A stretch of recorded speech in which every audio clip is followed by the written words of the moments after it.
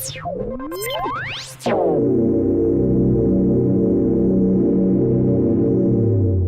of all, to all of you, thank you very much for turning up. You are most welcome to listen to what we have got to say about what digital life actually is and means. So, please, Laurence Buchanan, Adley Goldberg, Chris Moore, please come on stage. It's always good to know that they are actually here, you know.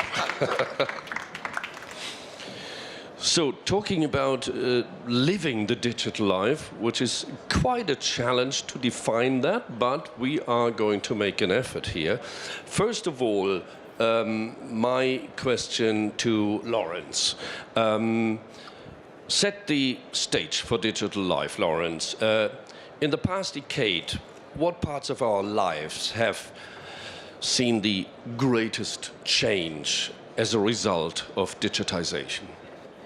Yeah, I think, Uwe, if you look at all of the different aspects of our lives, you look at the way we communicate, you look at the way we shop, you look at the way we work, the way we entertain ourselves, they're the obvious areas where we've seen the most disruption as a result of digital. And those things have changed pretty fundamentally. Our media has been digitized, it's been connected. The way we communicate has fundamentally changed. Actually, to me, all of that is today's, maybe yesterday's digital. If you step back and you look at the big picture of the mega trend, there's nothing new about digital. It's been going on for 30 years now. We've been digitizing, we've been connecting for about 30 years. But if you step back and look at the big picture, actually, despite all of the explosion in e-commerce, in mobility, in social networking, according to Cisco's CTO, we've only reached 1% of the potential connectivity that we'll see in the next decade. So actually, to me, there are huge chunks of our life where we've barely begun to see disruption. The final thing point I'd make to set the stage is actually the way that digital disruption has happened in those, let's say, more traditional areas of our life. Actually, a lot of people, a lot of companies have approached digital as a channel shift rather than as a paradigm shift. So in retail, for example, or in banking, we've shifted the way we buy to another channel. We haven't necessarily, in most cases, completely reimagined how we go about buying.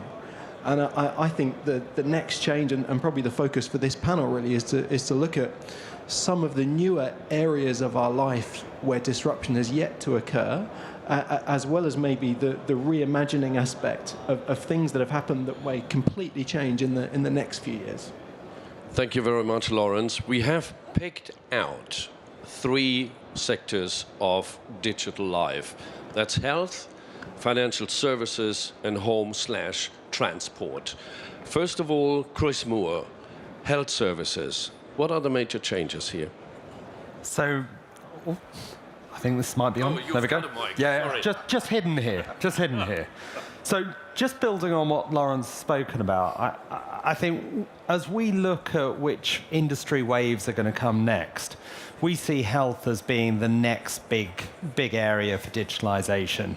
The reasons for this are quite simple. On the one hand, health is important to all of us. What's the most important thing to us than the health of our friends, family, and loved ones? And so the challenge we have as an industry right now is that we're getting really good at looking after everyone. And as we do so, we live a bit longer. And as we live a bit longer, more things go wrong, and we become more expensive. And the challenge on every government right now is that cost will just carry on going up unless it's put into check. Chris, very briefly, are we the victims of our progress? Yes, we are the victims of our own success. We get older. Exactly. Well, we're getting to live longer. We have a higher expectation of health and wealth.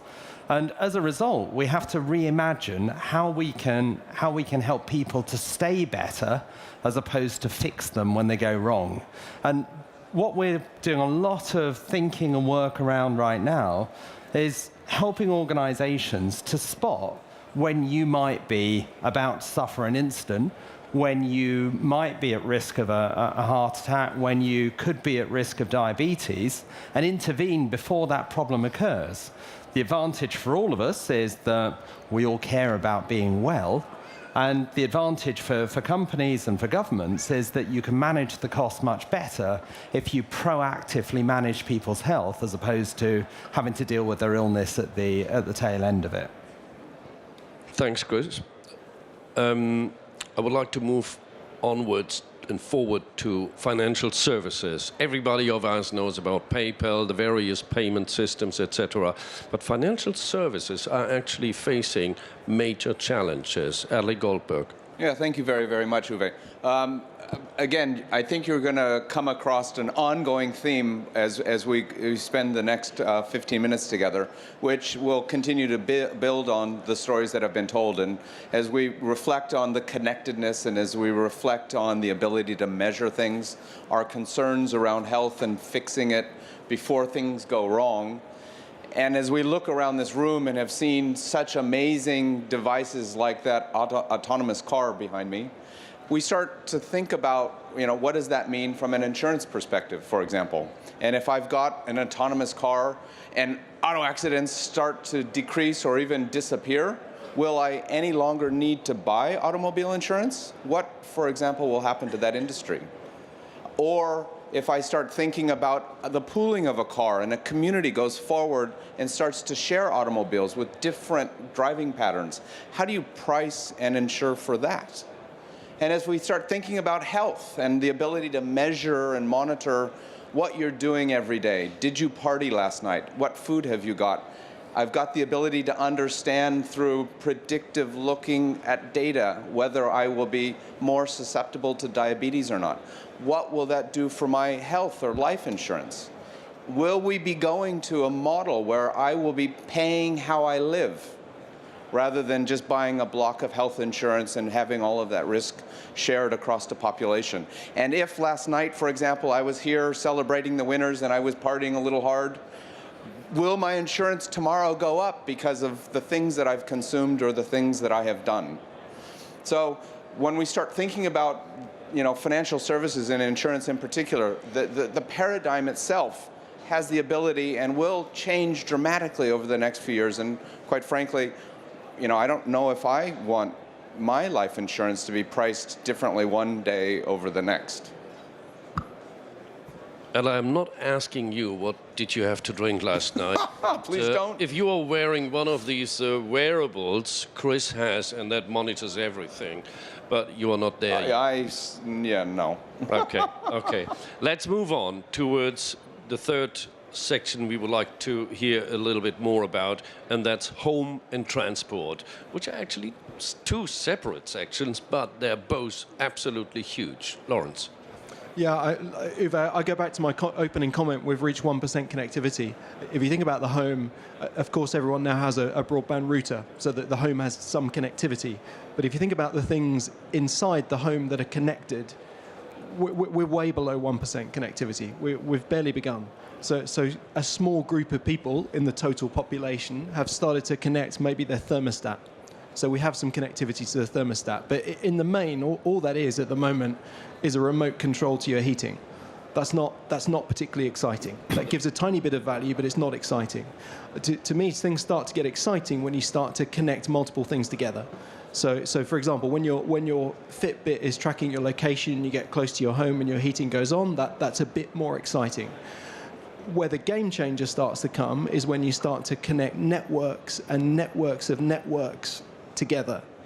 So for example, once my home is monitoring when I'm using my energy, and it's working out the right time for me to turn my washing machine on in the middle of the night because the energy tariff is cheaper, that's fine.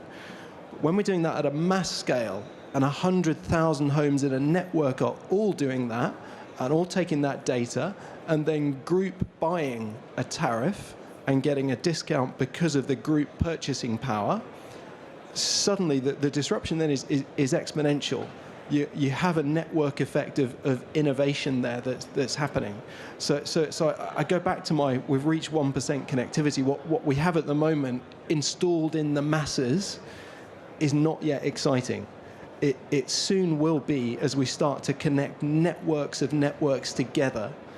I take the same analogy maybe to the transport sector, and I think what this show has brought, and some of the amazing startups around the room, has been a lot of focus on the connected car.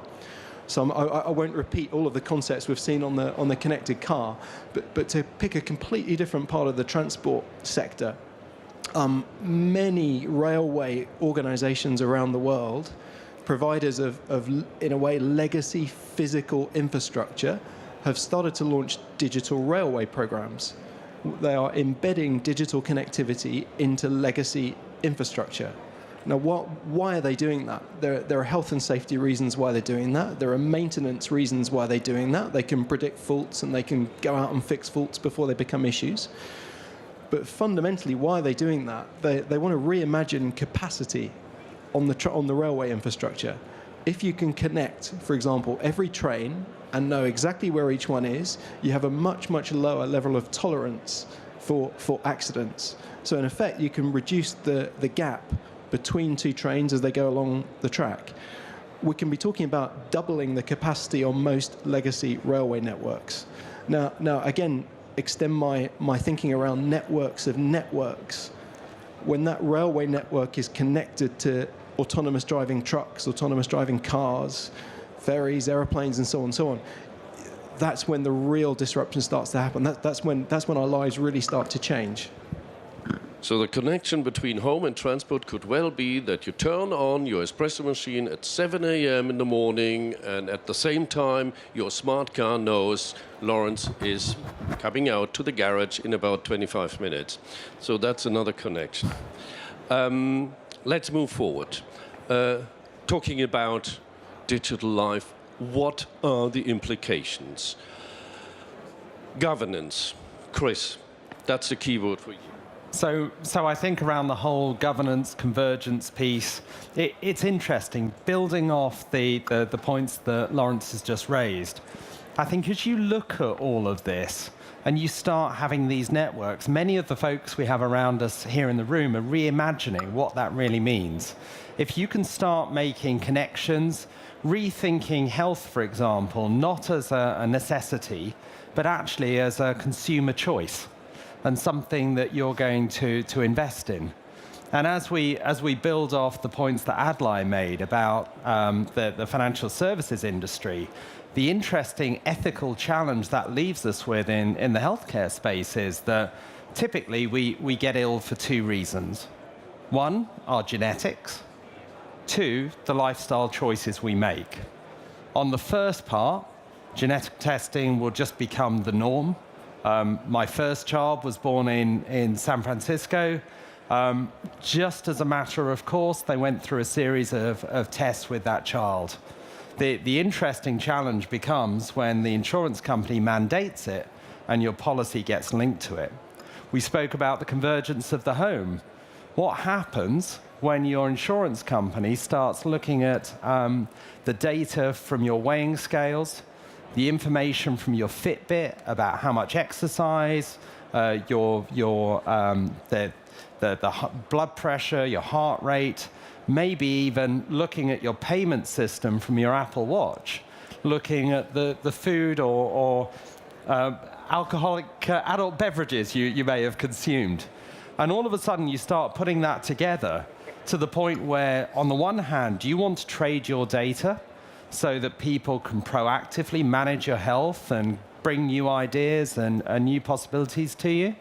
Or do you want to trade that off and pay higher insurance premiums in order to maintain control?